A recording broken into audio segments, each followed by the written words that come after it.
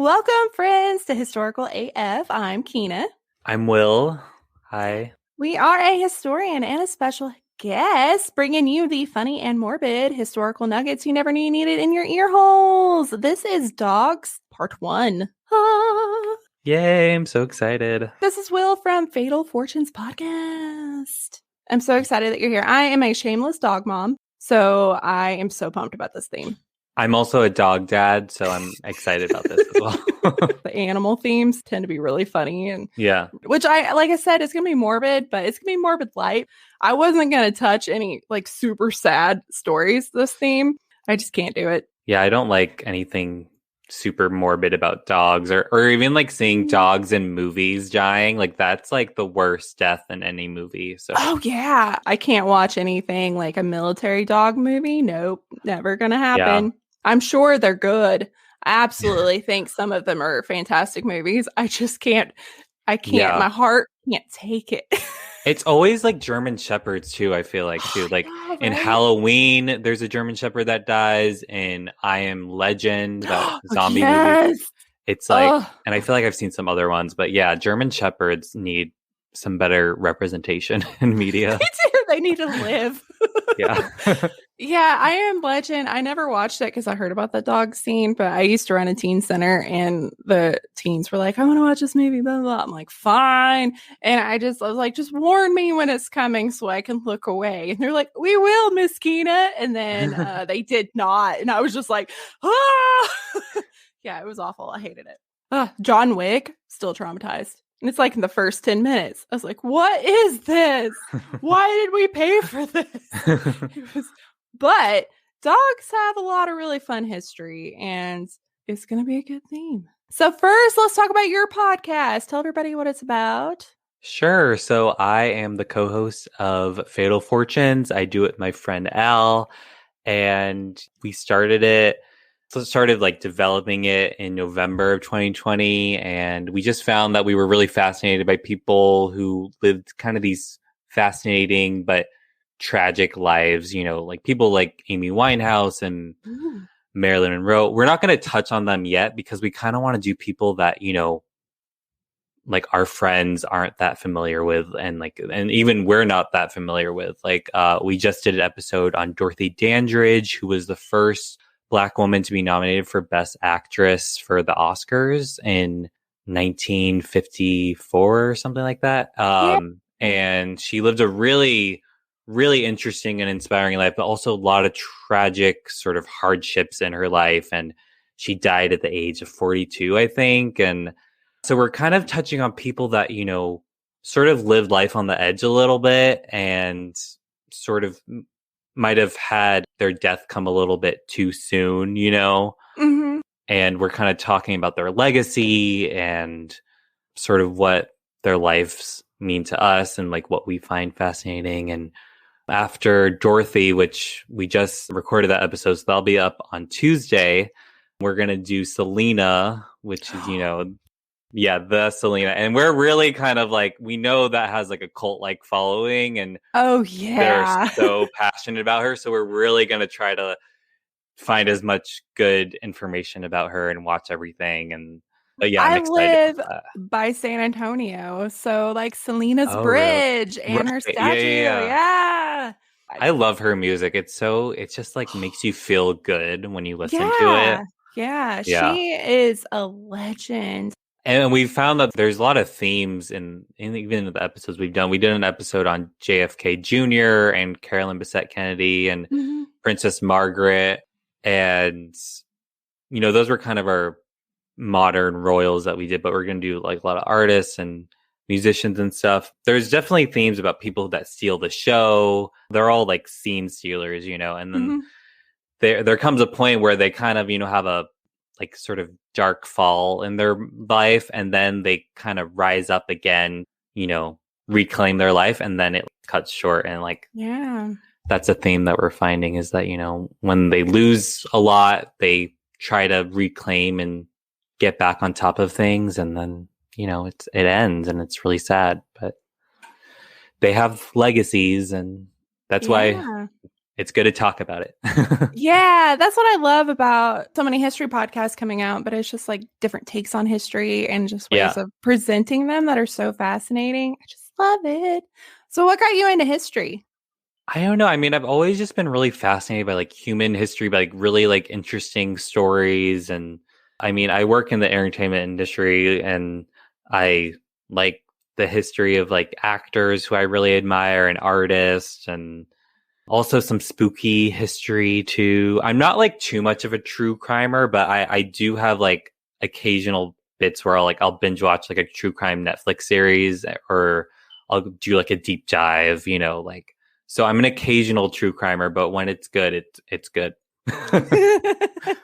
Yeah, the true crime stuff right now. There's some really good documentaries out right now. I've been I know there's so binging. much. Oh, Yeah. but I do love the spooky. I think my favorite part about spooky is I think it tricks people into liking history.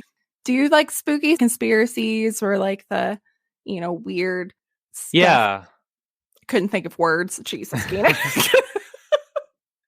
I swear I'm smart. Yeah, I mean, we do kind of lean into like, conspiracy theories and spooky ghost like stuff sometimes, but we'll kind of say them sometimes more objectively, like, Yeah. Well, that's fun. Well, I know like the Kennedy curse, and then there's the conspiracy about Marilyn Monroe. Well, I'm convinced she was murdered too. So I guess yeah. so that's really fascinating. I am excited for you. It's like a little baby Thanks. podcast. Yes, it's really blossoming now. It's, in its budding stage, but I feel like, we're having fun and we've had some good feedback from, fans of the different figures we've covered so far. So, yeah, I'm excited. How do you find the people like you've not heard of? Do you just do a deep dive into like a topic and then see if you can find somebody fun that you've never heard of? I mean, it's kind of a mix. I mean, we do people that we have heard of or, that the other person hasn't heard of. Another person that we're going to do, and I don't know if we're going to do them this season, but I really want to do one on Diane Fossey. Do you know about her at all? I don't think so. She was basically the Jane Goodall of gorillas, and she was murdered while she was like studying gorillas in the field because I think her assistant or something killed her because he stole like he wanted to steal the manuscript for her book that she was writing.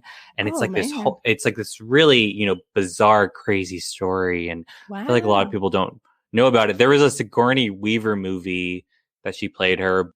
It's kind of like a story that like the past generations might know. So we're kind of, leaning into that a little bit and people that aren't like top of the head icons that have so much done about them, like Mhm. we would love to do something on like Marilyn Monroe or like not Amy Adams, Amy Winehouse. We want to do it when we have like an interesting fresh angle to take, Yeah. so All right. Do we want to jump right into the puppy yeah, dog? let's do it. Get that puppy dog. Like I said in the beginning, I have morbid, and like I said, it could have gone super dark, but I didn't want to. It's my podcast. I can do what I want. So we're going to talk about an ancient pupper that has ties to the underworld. We're going to talk about the ancient and fascinating history of the Xolo Eats Quintly dog, aka the Xolo dog, aka the Mexican hairless dog, aka Dante from Disney's Coco. Oh, Such a handsome boy. This is him. aw. So I'm sure we've all seen them. I mean, if you've seen Coco, the little derpy dog that had his tongue sticking out. Yeah, I've seen it. Wow, I those muscles are right. impressive. This one's jacked, but yeah, they're super cool dogs. I am so excited to share this with you guys. These ancient beauties go back 7,000 years. 7,000. And were the first domesticated around 5,500 years ago. Unlike dogs who are created by crossing and mixing two or more breeds, the Xolo dog is considered to be a natural breed, meaning it's a result of spontaneous genetic mutation and just basically natural selection. So the dog that we have today is the dog that came over on the Bering Strait. It blows my mind. Yeah, that's crazy.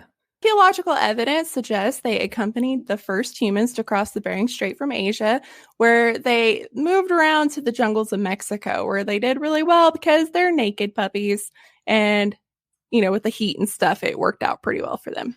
The standard Xolo can measure up to 2 feet tall at the shoulder, while miniatures are about a foot and a half. And then there's a toy one that's less than a foot. Oh. And their faces have been described as being thoughtful, and their overall looks have been described as elegant but rugged.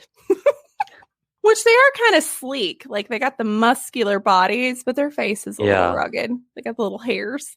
While they're famously free of hair, there are actually 2 varieties of Xolo dogs. You have the hairless, and then you have a coated. So the hairless variety has a tough hide that protects the dog, and it protects them from scrapes and scratches. And they might have a few coarse hairs on their head. So some have like little mohawks, little tufts of hair. Oh. And some of them have a little bit of hair on their tails and their feet. And then the coated Xolo has very short, sleek coat all over their body. Wow, I feel like if I saw this dog in person, I would just fanboy over it because it's very regal. They are very regal. Okay, so the Xolo's hairlessness, save for like a few little tufts of hair, is a genetic mutation. So it's very similar to the cats we talked about in the cat theme that have curly hair. So it's just like a freak genetic mutation that makes that happen.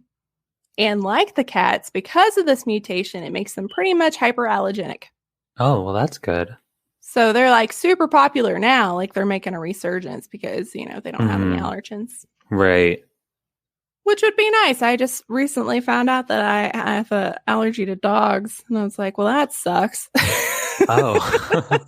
My children. Were you just like sneezing a lot? And well, it turns out I'm allergic to Texas. And I didn't realize that when we moved here. And I thought I had the flu. And everybody was like, you're a dumbass. You're in Texas. And so I had to get allergy testing. And they're like, oh, by the way, you're allergic to dogs. Like, what? Yeah. It's a very minor allergy right now. Right. But I'm on allergy shots, so we should be good. But these mutations also are responsible for a dog's lack of premolars. So this is a very distinctive dental trait, which makes them really easy to identify in archaeological context. So when we talk about like knowing how old they are, the reason we know is because they're so easy to identify. Yeah, that is cool. The breed is generally a dark color, either black, gray, or bronze. And as they've evolved, some of them have turned more bronze or red. I thought this was hilarious. Since their skin produces protective oils, they can have acne. Oh, poor baby muffins. Especially in their first year. So when they're like little doggy teenagers. Yeah, they're little hormonal teenagers. Yeah. If you have a Xolo dog, their skincare is really important. So, rule of thumb is to keep their skin clean by wiping them down with a damp cloth to remove dead skin cells. Oh. But you can't bathe them too often because that will strip them of their natural oils and it can clog up their pores. And then it says, use a light moisturizer after bathing. And if they're in the sun, wear sunscreen. Oh, so these dogs need a full-on skincare routine. Like they need to take it seriously. I think it's like a Sphinx cat. Like they have, anything hairless. It's such a weird anecdote. Oh my God. Anecdote. Words, Keena. I used to work at PetSmart through college and we had hairless rats and guinea pigs. And even those you had to like moisturize them because they would get skin irritations. Yeah, I've moisturized a rat before. That's a thing that's happened in my life. Like Doctor Who, moisturize me. Anywho, unlike other dogs, the Mexican hairless actually sweats through their skin. So most dogs don't sweat, they pant. A Xolo dog can sweat under their arms when they're hot. I just find that adorable. I don't know why. Wow, they're like humans. They really are. And we'll get into why that's really cool here in a second. So a couple of more fun facts before we dive into the history. They have a really strong prey drive. So if you're a dog trainer, in modern day, that means you need to let them play and give them things to do or else they're just going to eat all your shit. But they're also known for being extremely calm and tranquil and loyal. And sometimes they'll bond to like 1 or 2 people and then they don't really like anybody else, which is how my Murray dog is. Very bonded to us. But everybody else, he's like, I don't like you. Like, I don't know you. I'm going to bark at you. So that's fun. The Aztecs believed that the Xolo could protect the house from evil spirits and human intruders. But according to the American Kennel Club, These dogs will speak up and let you know someone's here, but they're not going to do anything because they don't like strangers. So they're not going to fight off an intruder. They'll bark at it. Oh, interesting. They're very chill. And thanks to their hardy origins in the jungles, they're actually a really healthy breed and they're not prone to a lot of health conditions that a lot of dogs have. So like my boxer, like hip dysplasia and all that stuff that he might get. But yeah, Cholos don't really have anything as long as you give them good food and you exercise. Just kind of like the sturdy, robust dog kind of. Yeah. And like we said, like they weren't bred to be a dog. So they don't, because I know a lot of dogs that are bred to be a specific dog have a lot of health problems because of all the like inbreeding and all that stuff. Right. But yeah, these dogs have never had that. So they're just like pure dog. So nice. Super cool. So we're going to take the Wayback Machine to one of my favorite eras, the pre-Columbian Mexican era. I love Mesoamerican history. It is my jam. So like I mentioned before in the beginning, historians believe that the Xolo dog was the first domesticated dog to arrive in the Americas.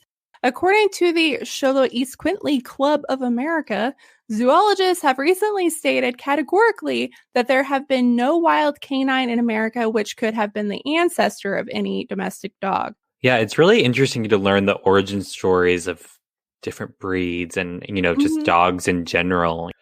And I'm pretty sure I'm going to do the history of domestication next week because that's really fascinating too, like which dogs are the oldest.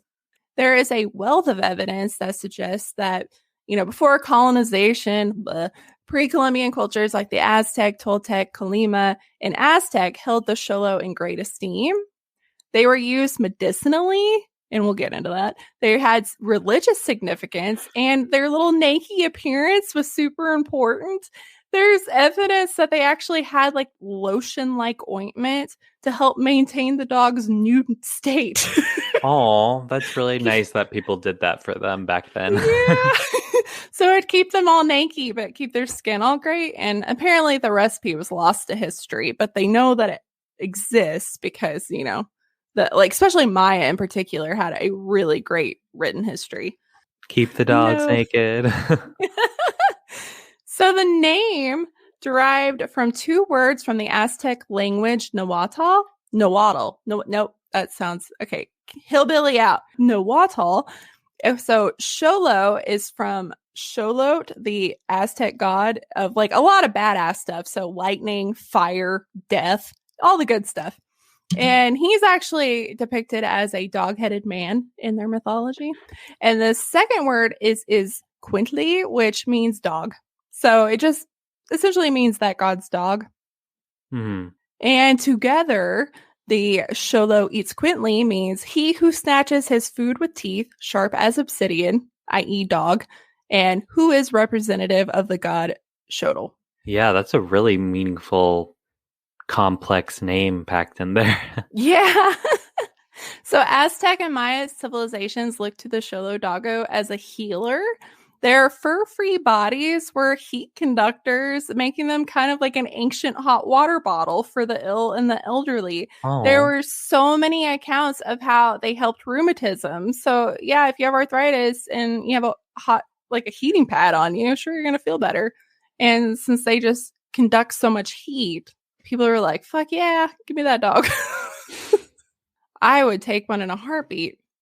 And there were like some accounts, people like, oh, their temperature is higher than a normal dog, but that's not actually accurate. Their temperature is the same. Just because they don't have hair, you're going to feel the heat more. Yeah. There was a quote that says, they know when you're sick and they zero right in where it hurts. And that's from Kay Lawson, who is the president of the Xoloitzcuintli Club of America. A lot of animals are kind of like intuitive when you don't feel good. Hang out with you, or like if your knee hurts, they'll go lay on it and stuff. So. I know, that's what I love about dogs, especially because they really care about you, and they want to make you feel better, and they have that almost like psychic intuition. It's kind of crazy. Yeah, they really picked up on that, so they were seen as healers. Xolos are still used for accompanying healers in remote Mexican and Central American villages, which I thought was really cool. And some believe that they prevented ailments like asthma, toothaches, insomnia, and rheumatism. But, modern science has debunked the idea that a Xolo can cure all the ails you, like any dog. Like any dog, they have health benefits like lowering your blood pressure and stress, and they can ease loneliness. And I'm sorry for this next little historical fact. I'm going to speed through it, and forgive me. But they were also occasionally a food source. Along with turkeys, Xolo dogs were the only domesticated animals eaten by ancient Mesoamericans. Womp womp. So we're going to speed on past that. Yeah, speeding on past that. I'd personally argue that the most important job they had was their religious job, and that was to guide their owners to the underworld. So it is believed in many cultures and religions that the dead need to be ferried across some sort of subterranean infernal river before their souls can reach the, quote unquote, promised land. And according to the Aztecs' belief, the god Xolotl, who travels to the underworld to retrieve bones of the dead to make new life, he made the Xoloitzcuintli from a sliver of bones that were made to make humans, man himself, and made this dog. And then the deity gave this gift to man with the instruction that you had to guard this dog with your life. In exchange, the pupper would guide their master through the dangers of Mictlan, which was their underworld / world of death. It would eventually bring them to the evening star in the heavens. So it was like a trade. Like the dog was made from man, like a product of man. And then that dog would be your companion throughout your life. And then when you died, your dog would take you to heaven. I think it's just like super sweet. I love that. I do too. I love dogs. I do too. I would love that to be like, when my time comes, if like Murray Dog's waiting for me, like, I got you. Let's go. I know. I went to Catholic school and I remember. Do you remember that movie, All Dogs Go to Heaven? Yes. That was such a cute movie. And I had this 4th grade teacher who she was about to become a nun, but then she didn't and then became an elementary school teacher. She was really, really strict. She would try to feel like she's the high authority on Catholicism and stuff. And she was like, dogs don't go to heaven, only humans do. But then some of our other teachers were like, well, Francis of Assisi was like the patron saint of dog or animals. And like, if he's in heaven, then the animals are in heaven. So I like to think that the dogs are in heaven. Oh, me too. I just can't imagine one where they're not. I love the idea of the Rainbow Bridge, like they're over there waiting for us. I'm like, yep. Yeah. That's how I get through pet death. Xolos are thought to have spiritual powers as well and to keep away all the bad spirits. So little Xolo figurines have been found in many tombs. And in some excavations, the remains of these dogs also accompanied their owners, which supports a theory that some of the dogs were actually sacrificed at the time of their owner's death so that the dog guide them through Mictlan. So that's kind of a bummer. But I mean, we see that in like other cultures too, like Egypt. A lot of animals were sacrificed to help them too. And this is one of the little figurines that would be in a grave. So this, like in Colima and its neighboring states like Jalisco, archaeologists estimate that more than 75% of burials from the pre-classic period, so that's about 300 BCE to like 300 CE, contain these, figurines of these dogs. That's a huge percentage. So that is. Yeah, it really shows how they kind of revered them. I'm just going to geek out about art real quick. But yeah, these Xolo dogs showed up in art the second they just showed up in their civilization. So you can find them in sculptures, you can find them in paintings. And it wasn't just burial art. This was ceremonial. It depicted everyday life. It shows them as healers, as companions, as food. But yeah, they were just like in every aspect of their life and their civilization, which is just really cool. Xolo bones have been found underneath the Templo Mayor, or the main temple of the former Aztecs capital of Tenochtitlan, and that's in the center of like modern day Mexico City. So the fact that they're found in the most revered temple in their civilization just shows how important they were to their culture. And this is cool too. So according to legends, we talked about how some of the Xolos have patchy hair. They thought these dogs were reincarnated so that their spirit would make this journey over and over and over again. So the elites of this culture desired the patchy haired kind of, raggedy, Sholos because they thought that they had, taken more journeys. Like the rougher they looked meant how many lives they had. So they preferred the scary ones. So if you had like the real sleek and shiny one, they'd be like, oh, he's a newbie. I want that one over there. Yeah, the one with some edge and experience. Yeah. And these hairless canines later caught the eye of European colonizers like Dickbag Christopher Columbus, fuck that guy, and 16th century Spanish missionary Bernardo de Sagan, who described how the Aztecs would tuck the Xolos in blankets at night to keep them warm. Oh. So they were just fascinated. Like they show up and they see these dogs, and at first they're like, whoa, look at that thing. And then they're like, wait, they're tucking them in like children. What is happening? And I also found it hilarious that they refer to them as, quote, strange hairless dogs, like in all their official notes. And one more time for good measure, fuck Christopher Columbus. Yeah, somebody also in my tweet yesterday was like, why is Christopher Columbus on the top of your fuck you list? He should be at the bottom. And I'm like, don't tell me how to live my life. He sucks. Yeah, don't. Come on. Is he like number 1 on your list or? He's 2 right now. I mean, Hitler's number 1. I mean, that's a given. Yeah. It's like in no particular order. I just feel better that Christopher Columbus is high up there. So, sorry about this, but we're going to double back to the eating thing for just a second. Colonizers, showed up and they noticed that Xolos were being eaten at religious ceremonies because of the powers they were thought to have and because they were considered a delicacy. And they were served at feasts and then also sacrificial ceremonies, including like marriages and funerals. So the Spaniards were like, oh yeah, I mean, this thing's pretty good. They tried it and they're like, holy shit, this is amazing. And they developed such an appetite for these poor little puppers that they were almost extinct. It just ate this dog into oblivion. You suck. I mean, you also destroyed an entire culture and civilization as well. So the dogs have gone in and out of style. I hate how people say that about dogs, but like out of favor since the conquistadors arrived in 1519 and just toppled the Aztecs, like completely destroyed their civilization.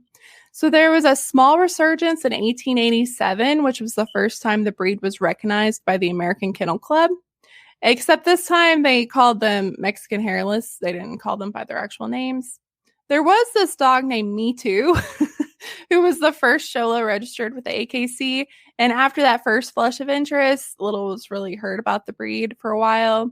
But the dog's big cultural comeback came after the Mexican Revolution in 1910. The revolution ousted dictator Porfirio Diaz and his Europhile ruling class. The new Mexican cultural elite, including Frida Kahlo and her husband, Diego Rivera, set about reclaiming long stigmatized symbols of indigenous identity, including the Xolo dog. I love these pictures so much. Oh, I love Look at those puppies. Oh.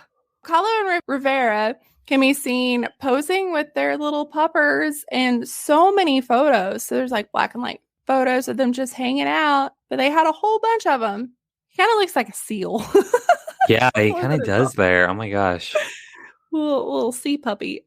I just love that photo of her. So her first dog who's seen here, and probably her favorite because he shows up in a lot of her art, his name was El Señor Xolotl. So named after the god. So I just love that she's like representing the Aztec heritage in the name. And he showed up in a lot of her paintings about death and divinity, which is like super symbolic of what that dog is. Like he is made from the bone of man by a god. So like this painting in particular, and all these pictures will be on social media and the website, or you can join Patreon. Shameless plug. So this painting's really famous. It's called The Love Embrace of the Universe. The Earth, Mexico, Me, and Señor Xolotl. And it was 1949. So he's down here on the arm, little curled up. Oh. Yeah, she loves her symbolism. Yes. And there's a lot of, I can't wait to talk about her. I haven't dive in that. But a lot of people think that her love of animals, stem from she couldn't have children. And that's why she, just surrounded herself by so many little fur babies and stuff. So there's a lot of symbolism. Wow, I didn't know that. A cool little fun fact is 13 dogs who reside on the grounds of the Museo Dolores Olmedo are direct descendants of the puppies that belong to Kahlo and Rivera. So they just kind of roam the museum freely, and there's a lot of their paintings there. So they say, quote, "To us, these dogs are living works of art, just like Rivera and Kahlo's paintings," says the curator, Josefina Garcia. I want to go there so bad now. I do too.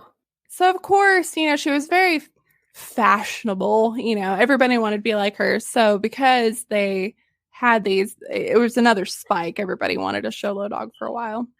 But sadly, they fell out of favor again, except for a brief time in 1940 when a dog named Chinito Jr. became the first and only Xolo to earn the AKC championship. Womp womp. It's like, they're so cute, and they're so, I don't know why they don't win more awards, but yeah.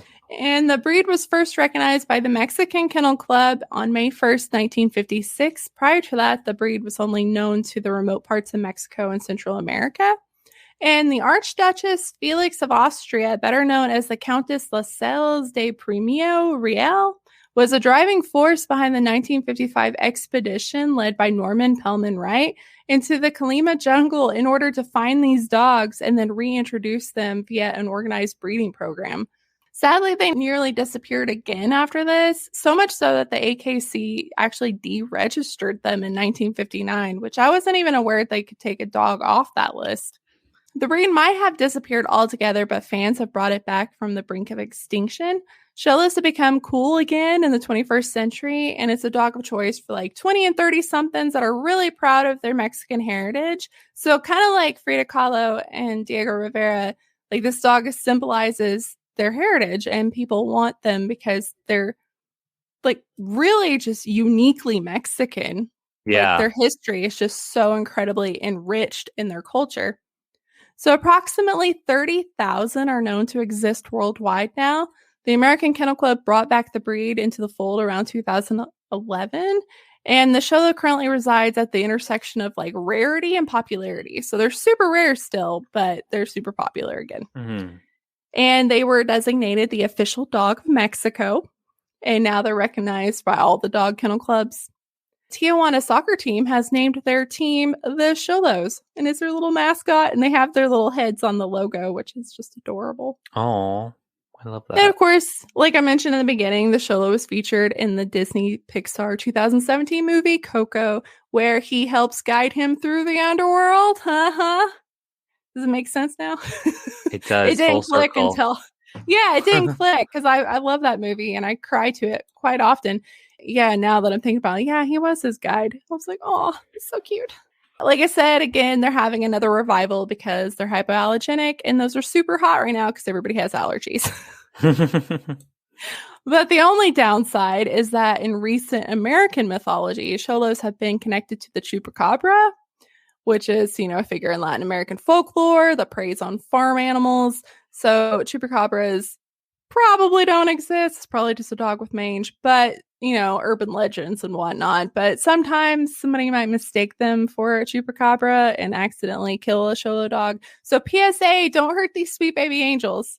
Chupacabras probably don't exist. Probably. I don't know. Don't kill them, please. Yeah, don't, please.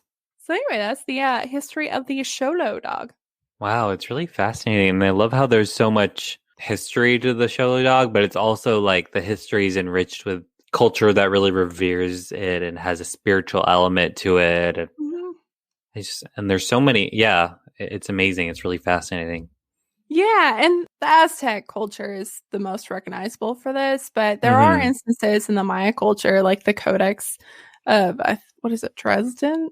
They talk about these dogs too, and it's the same thing. It equates them with like the dog god. So it's very similar, and it's kind of interesting how across different religions and stuff this pops up, kind of the same origins. And there were some people like, why does this look like the Egyptian one? I'm like, okay, but that's a jackal. It's not the same thing. He has a jackal head. Fun fact, or not so fun fact, your hormones can basically impact every aspect of your general health. So if you're like me and you've had issues with doctors not taking you very seriously or not running the tests that you would like them to, We have options. There is modern fertility for us uterus havers out there, and it is a comprehensive fertility hormone test that you can take at home. I got it so fast, and I did the finger prick, I sent it in, and I got my results back in 9 days. It breaks it all down on this really amazing website that tells you everything from more or less how many eggs you have if you're wanting to conceive in the future. It can give you all your hormone levels related to PCOS, which is a condition 1 in 10 uterus havers have. And then you get a general hormone health review. And these tests can cost about $1,500 without insurance. But this test at home is just $159.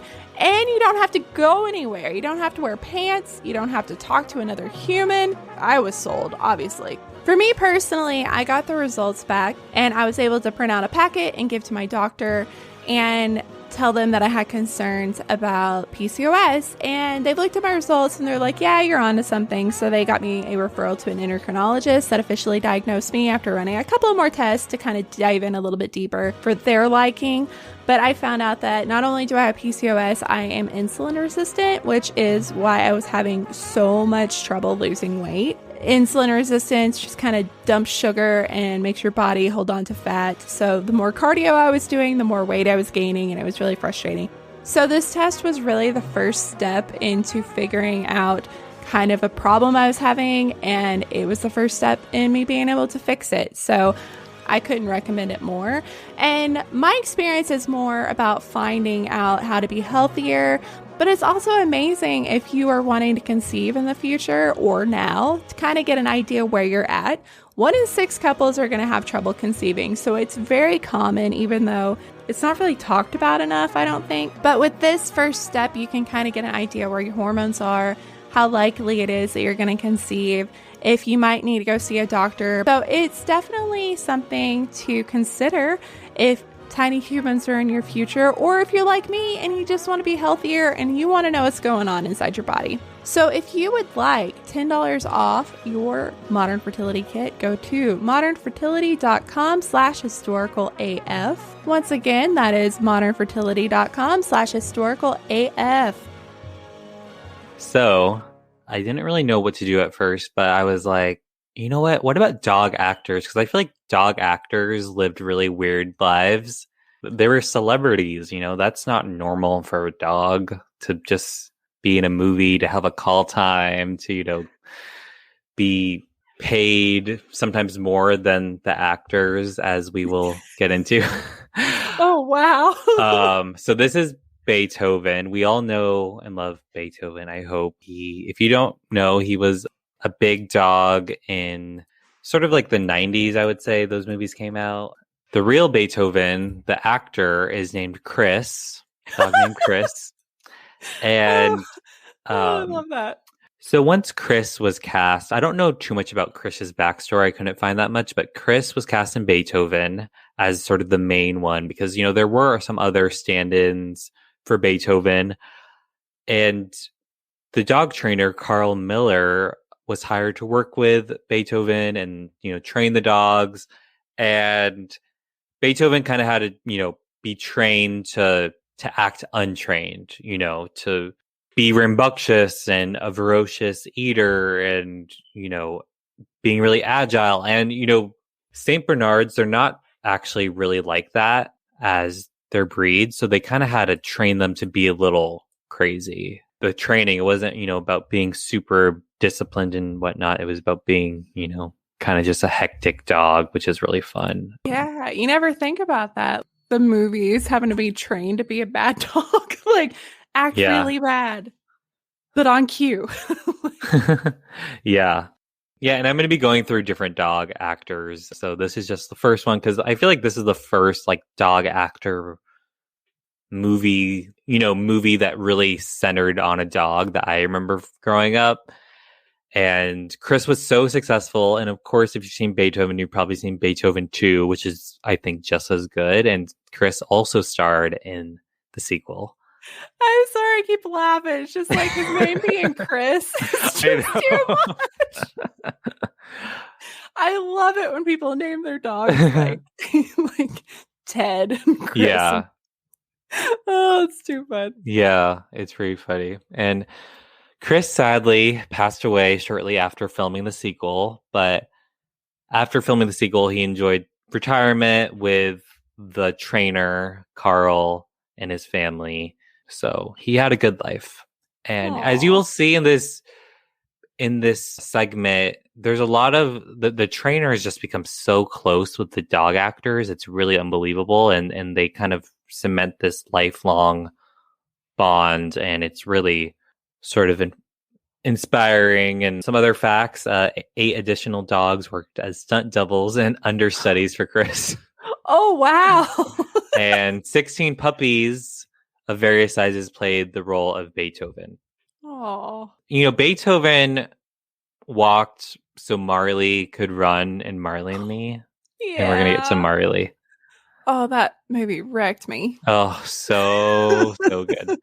So Marley was played mainly by Clyde. I think Clyde was like not when he was like an adolescent, but like after he was an adolescent, when he was kind of just like the main for the main part, it was played by Clyde. But there were 22 different Labrador retrievers at different stages in their lives playing Wow. Marley, which is really amazing. And like Beethoven, Marley was trained to act untrained, to be rambunctious and stuff, rewarded when they tear something to shreds or Yeah. act a little crazy. But I love Marley and Me. Oh, such a good movie. And Oh, it was. it was so good. My Marley heart. deserves an Oscar, So good. A tearjerker for sure. Oh, Back to Beethoven a little bit. So Carl Miller, the guy who trained Chris, also trained another Saint Bernard. Can anyone guess who that character is? Hooch? No, it's Am I showing my age? no, it's actually Cujo. Oh shit, that's even worse. Okay. I know, which I've only seen. I was scared to watch this movie. My dad is like obsessed with Cujo, and anytime we would run into like an aggressive dog or a dog that just barked too much, he would yell Cujo. Oh no! So I've always just Cujo's always been in the back of my mind. So this is not to be confused. This is not the same actor dog as Beethoven. It's just the same trainer. Oh, okay. Yeah. And this is actually really kind of wild, a little sad story. So Cujo was played by 5 different Saint Bernards, and they had trouble training these dogs to act like Cujo because Saint Bernards are they're so lovable, they're so friendly and good dogs, and they had trouble making them scary and making them growl, and a lot of times they would just smile and stick out their tongue. Yeah. So sometimes they did have Rottweilers standing in, which I don't love this movie because it's it kind of just paints dogs in a bad light, especially bigger breeds who have more pronounced features. Yeah. But there was also not just 5 Saint Bernards, but there was also a mechanical head replica that played Cujo, and also a man in a dog costume, which funny. is pretty wild, What this came out in is this 80s or was that earlier? I think it's 70s or 80s? Yeah, 1983. Okay. Yeah. Oh yeah, and it's based on the 1981 Stephen King novel. Yeah. Yeah. That's interesting. Now that you say it, it makes perfect sense. Yes, Saint Bernard wouldn't act like that at all. It's not in their nature. They're the most cuddly, sweet little drooly, tongue out, tail wagging dogs ever. So yeah, it would be very difficult to make them vicious and terrifying. And something sad that I'm not sure if it's because of the film, but I feel like it might have happened because of the film, is the main dog who played Cujo. Well, I don't even know that dog's name because it's been really hard to find the names of the dogs for some reason. Like I feel like there was a lot of sketchy stuff that happened to these dogs during this film. Doesn't it kind of give you that vibe? Like they weren't treated the best. Like, and the main dog suffered a death, an untimely infection death right after it wrapped. The production wrapped. Sad. Yeah. I imagine early 80s probably didn't have regulations that newer movies have for pets and like safety, and like they probably didn't have the people that are on set making sure all the animals are okay. The animal welfare people. Yeah. And PETA wasn't like knocking on their door. Breathing down their necks. Yeah. I think I was watching something about when I think it was Into the Wild or something, the new one that just came out, and it showed how many people on set were watching the dog in the water to make sure the dog was okay and not stressed out and happy. And it was like really interesting because, a lot of dogs would panic, but they had trained them to be fine. But yeah, they had people watching for like signs of any kind of stress to pull them out. But I'm like, I don't think they would have done that in the 80s. I'm sure the dog was very stressed out. Yeah.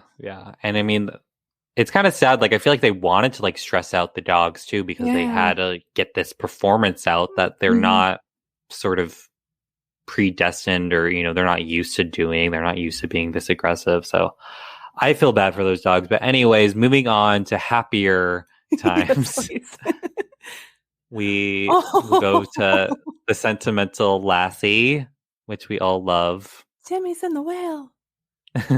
So Lassie was actually played by a boy. Oh. Yeah, and the boy collie, that's the breed. The boy collie was played by Pal, that's the name, which is really cute and wholesome. It is. Yeah, so this is for the 1943 original Lassie. So Pal was actually given up by his owner because the owner just couldn't, handle taking care of Pal, and Pal was being a little rambunctious. So his owner gave up Pal to a studio dog training school that was run by the Weatherwax brothers, which I really loved that last year. That's fantastic. Yeah, so the Weatherwax brothers, in the 40s and the 50s, there was a lot of there wasn't a lot, but there were a few dog training schools because dogs became really popular in movies in the 40s and the 50s. Mm-hmm. So Pal was sent to the Weatherwax. That's a tongue twister. Pal was sent to the Weatherwax brothers, and the Weatherwax brothers saw the potential in Pal to, be really good at training, and they found out that MGM, which is, the huge studio back then, was doing a movie called Lassie, Come Home. I didn't know this, but Elizabeth Taylor is in it. That's Elizabeth Taylor as a young girl, which I had no idea. Well, now that you say it, I see it. Yeah, you totally see it, I didn't realize this was the 40s either. I know. It's such crazy. Like a pop culture thing that I guess, I just didn't realize. Yeah. Yeah, well, there were so many spin-offs and everything. And and lastly, this is also really interesting.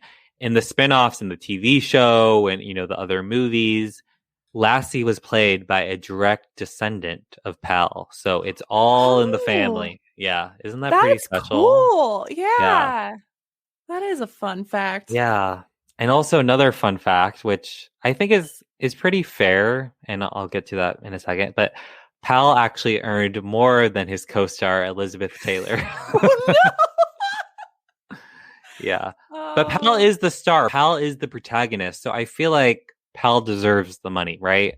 Yeah. I'm sure child actors didn't make a whole lot back then either. That's true. Yeah. This was before the child actor laws that protected them. So, but Elizabeth Taylor, she did okay. She did. Yeah. She did pretty good.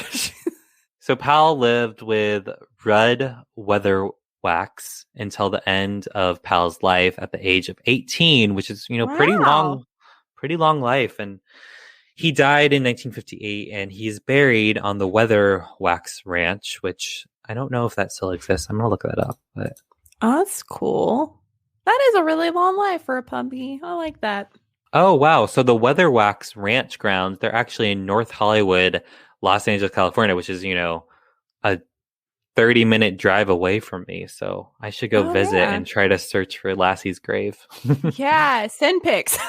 Yes, I will. You guys could all have a socially distanced party. There's a bunch of you in the comments that are from Yeah. LA.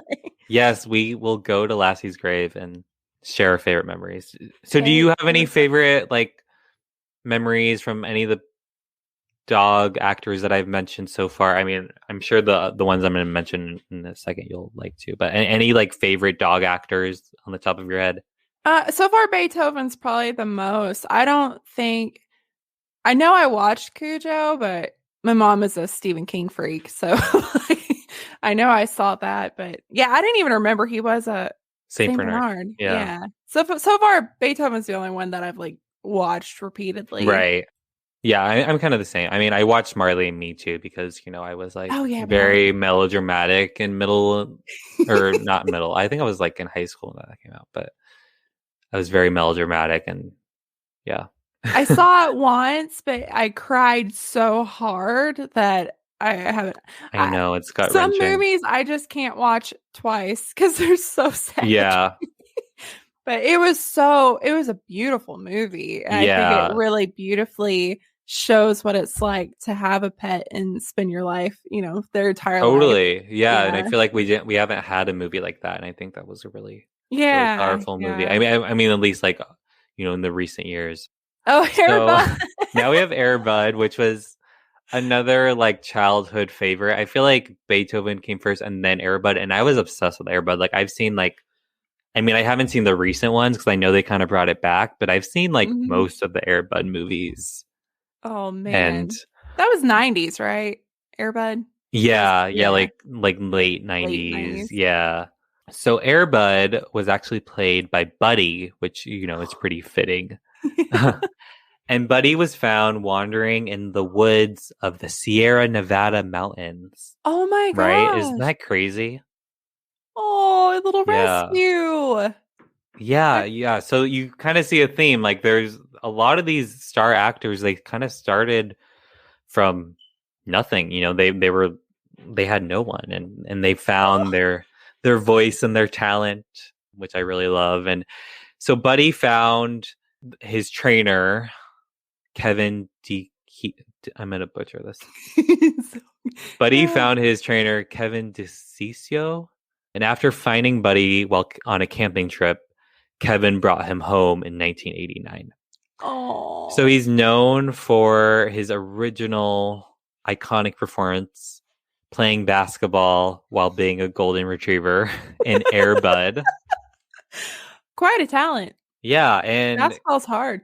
and Buddy could actually play basketball. Like he could play basketball, he could play soccer, football, hockey. Like he could really, really do it all. Like he was really, really talented, and like it's amazing. Like he was on the David Letterman show.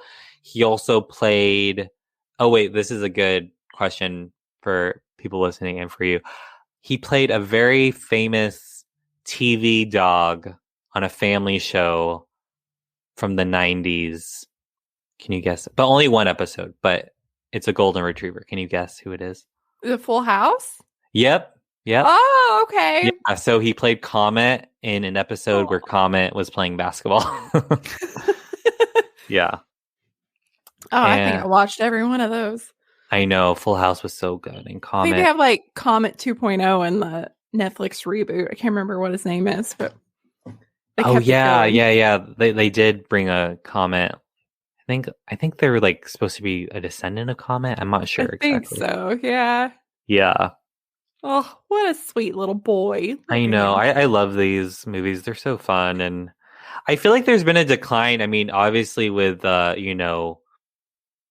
animation and CGI, like we don't really have these live action real animals doing these crazy things like we did. Like remember that movie? I forget what it was called. It was like about the chimpanzee that was like a snowboarder. Did you ever see that? I forget what it's I called. don't think so. Yeah, I was watching that Oh, like man. a couple months ago with my friend, and I was like, "This is actually crazy that I'm watching a chimpanzee like do extreme sports." Oh, it's called Most Extreme Primate MXP. Yeah, that's what it was called. It came out in 2004. Check it out. I think it's streaming somewhere. But oh yeah, it's on Oh, Hulu. If you have Hulu, check out that's funny. MXP, and it's on HBO Max. But it's a wild, wild movie. Wow. But yeah, like these dog actors, I feel like they're not doing as extreme, amazing spectacle stuff. I mean, maybe they are. If they are, please let me know because I would love to check them out. So wrapping up Air Bud, Buddy was twice nominated for a Kids' Choice Award as the favorite animal star, which I think is really cute. That's precious.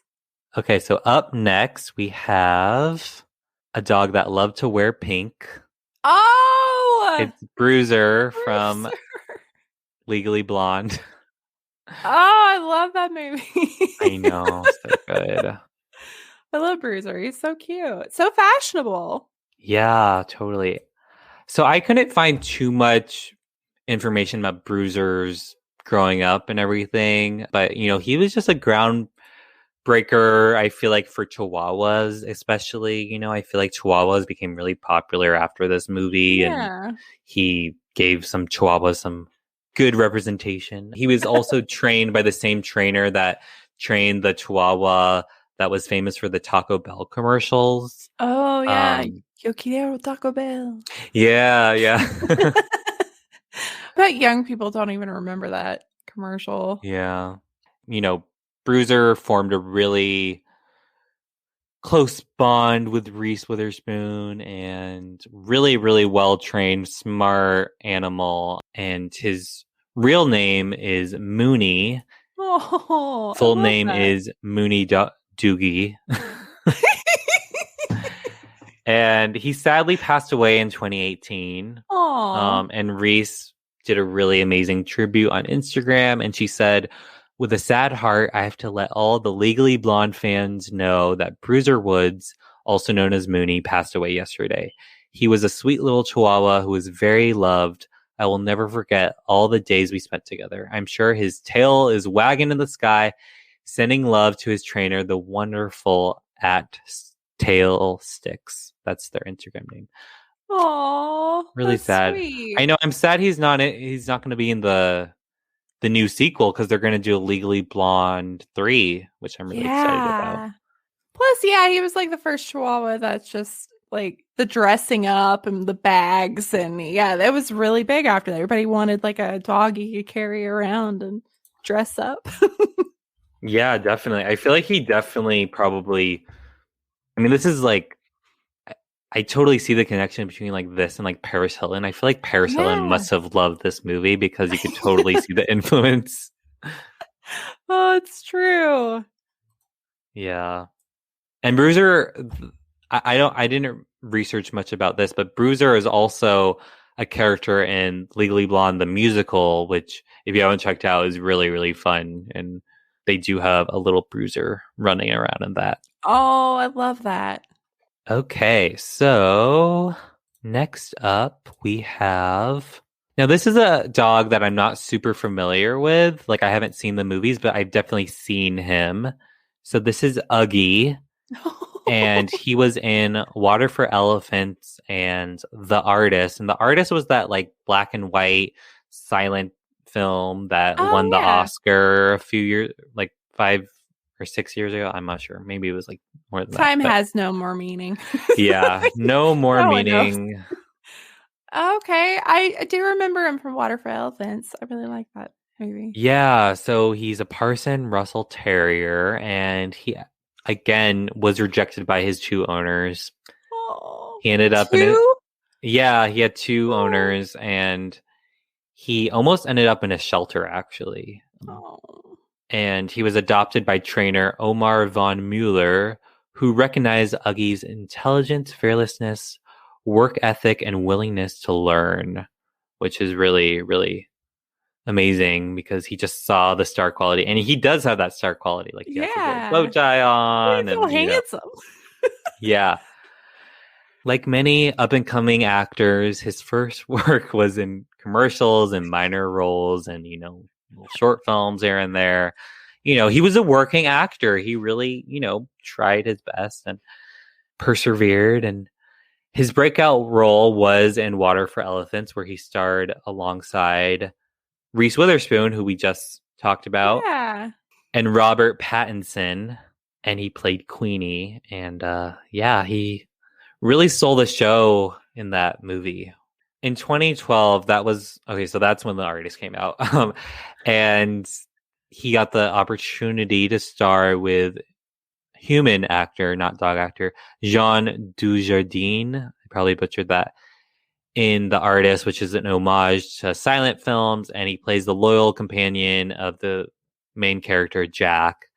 And there were two stunt doubles for Uggy, but he actually did most of his tricks, and he was so good that some critics thought he stole every scene and deserved, an Oscar nomination or, and I do think that, I do think that animal actors should be considered for Oscar nominations for like acting. Like I remember in like I don't know if you saw that movie War Horse. It was like a Steven Yeah. Spielberg movie. I thought the horse was like the best actor in the movie. So I think I mean, sometimes that's fair. sometimes the animals should really, they deserve their praise, Yeah. After retirement, he lived with his trainer's family, and he sadly passed away from cancer in Oh. 2015. You can read more about him in his autobiography, Uggy, My Story. Oh, how cute. Yeah, love it. Wait, I just want to give a shout out to Natalie. She said that she worked backstage at the traveling Broadway show for Legally Blonde, the musical. And she said that they were really strict with who could be in the wings with the dog who played Bruiser to not distract him. That's really interesting. Oh, that's really cool. Yeah. Which makes sense because there's so much going on backstage Yeah, I'm at a sure. theater. Yeah. Wow. Okay. And next up, this is the last one I have, but I saved, I think, the best for last. And it's none other than our favorite Toto. Oh, yeah. So That's Toto's story is really just amazing. So Toto, again, kind of playing with like dogs that were playing different genders, breaking gender barriers and gender norms. Toto, which is a male character, in the books and everything, Toto was played by Terry, which is a female. And so she's a Cairn Terrier, super, super small. She was born on November 17th, 1933. Oh, wow. And she's a Scorpio. So she was an abandoned stray. Again, the abandoned strays. And she was adopted by this really kind German couple who lives in America, I believe, at the time. And she spent 3 weeks hiding under the bed. Like she was super, super anxious and shy. She peed on the carpet all the time. Like she was just, she wasn't given the love that she deserved, So she was just kind of an emotional wreck, which honestly we can all be at sometimes. No judgment. Yeah. So her owners, they really had their work cut out for her, and they brought her to Carl Spitz Hollywood Dog Training School, which, again, in the 40s and 50s, Hollywood training schools were really big. So Spitz actually, he trained dogs in the military and in the police force during World War I, and he decided to open up his own school because he knew that it was a hot ticket to get a dog to star in a movie or a TV Yeah. show. So Terry, she landed her first role in the 1934 romantic comedy Ready for Love, though she wasn't given a credit. But later that year, she got her big break as Shirley Temple's canine companion in Bright Eyes, playing Rags, which was, Shirley Temple's best friend. And I remember watching that movie at my grandma's house, so it was funny to I didn't know that, to put 1 and 2 together, Yeah, I didn't think of that either. So when word got out that Hollywood was adapting L. Frank Baum's The Wizard of Oz, Terry's trainer, Spitz, trained with more attention and diligence because he knew Terry was destined for this part, because she was really his star student. And she was also just the exact lookalike of what the illustrations showed of Toto in The Wizard of Oz illustrations from the book. So she beat out 100 dogs to play Wow. Toto. and she formed an instant bond with Judy Garland. Aww. She earned $125 per week, and that was more than a lot of the human actors on the film. And I love this. She hid behind actors when wind machines were activated for special effects and everything. Oh, yeah. Yeah, so she was really, just such a trooper, such a sport. And sadly, she was stepped on by one of the witches' soldiers, like the Wicked Witch of the West, like stepped on her foot and she had a minor injury, but she was she bounced back. She's a fighter. And she would go on to, finish filming Wizard of Oz, and she would star in many films, 17 feature films in 11 human years, which is 80 films in 57 dog years, which is, yeah. So she was like a veteran dog actor, she really had a lifelong career. She's like the Judy Garland of dogs. Yeah, totally. So she died on September 1st, 1945. And her daughter, actually, named Rami, followed in her footsteps and appeared in some films as well. She also has a biography like Uggy called I, Toto, the autobiography of Terry, the dog who was Toto. Oh, that's so cute. I know. I feel like we should start a book club with all these dog autobiographies. Yes. I need to write that down. Yeah. That is just so fun. Yeah. And I know people were saying that they'd be down to do a Lassie meetup, but I mean, we could even make a day out of it and do a little dog gravesite tour, because I believe she was buried at Hollywood Forever Cemetery, because there's actually a statue, a little bronze Toto statue in Hollywood Forever Cemetery, which I need to see as soon as possible. Oh, yeah. That's That's one of the big cemeteries where a bunch of famous. Yeah, a lot of it's all old Hollywood. Yeah. And, yeah. Oh, that's cool. So those are some of my favorite dog actors. That was so interesting. I think one of the earliest movies I remember is Turner and Hooch. Mm-hmm. So that was 80s, I think. Oh, I love that dog. So drooly. I'm so glad you did this. I think dog actors are so fascinating. But also it's just so cool to think of the old Hollywood, how dogs were just doing so well and better than their human counterparts. Yeah. Yeah, and I really think it's really inspiring how a lot of them came from just being totally abandoned, to being these celebrities. It's really that rags to riches story, and I love that. That is really sweet. Most of them are rescues. I'm a big adopt, don't shop fan. So yeah, same. Save the little precious babies. Yes. Put them in a movie. Make them famous. Yes. Get a book deal. Oh, man. Well, thank you so much for joining me. This has been so much fun. I know. It was so much fun. Thank you so much for having me. I've had a blast. Yeah, it's been great. And you'll have to come on Fatal Fortune sometime, too. Oh, absolutely. That'd be fun. Here for it. And thanks for being so patient with Texas. Oh, of course. Anything for Texas. I want to thank Will again for joining me from Fatal Fortunes podcast. Listen, so I was editing this episode today, and I feel like the cats had all decided to sabotage the dog episode, and my cat jumped on my laptop and turned my computer off before I had saved anything. So thank God for autosave, because my cat almost deleted the dog episode. So that was fun. If you would like to watch this whole episode unedited and a video form where you can see all the photos, join Patreon. That's patreon.com/historicalafpod. If you'd like to send in an email for the extra AF episode, that's historicalafpod@gmail.com. If you'd like to check out the merch, that is shop.spreadshirt.com/historicalafpod. If you don't want to remember any of this and just want one link, go to historicalafpodcast.com.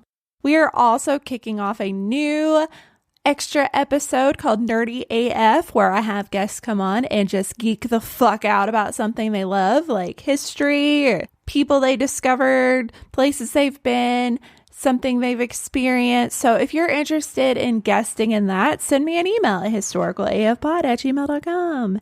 And I will see you guys next week. My guest is whining about Herstory podcast, and we will be back with Dogs Part 2. Okay, bye! Hey, y'all. Hey, it's your girl, Tamara Dawn, host of Tamara Till the Break of Dawn podcast. Now join me every Thursday on your favorite podcast platform and hop on my train of thought as I talk about the foolishness I'm going through and the ways I'm trying to grow. You can also follow me on Twitter and Instagram at Tamara_the_Dawn. Now every other letter is an A in Tamara, but make sure y'all check me out every Thursday on your favorite podcast platform.